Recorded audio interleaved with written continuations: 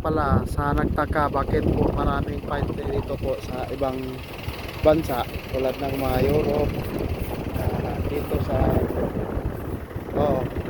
kasi nga po yan po ay tanim nila after po ng 25 years ha-harvest yan. Yan tanim nila yan, pine tree. Gawin po nila yung tinatawag nila dito na timber, sa atin lumber or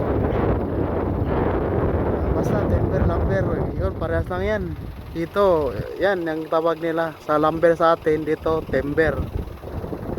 Gawing bahayan, gawing mga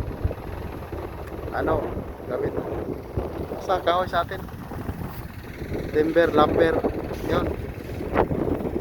Yan tanim nila yan, guys,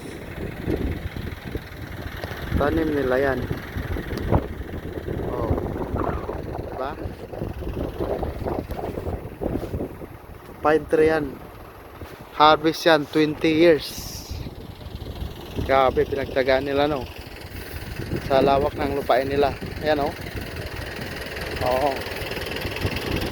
kapag magandang mga view naman, pag mga ayan nila yan,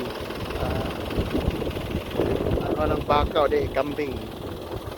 Pero pag hindi ganong maganda yung area, yan gawin nilang pine tree. Ayan pine tree yan. Kaya maraming pine tree dito.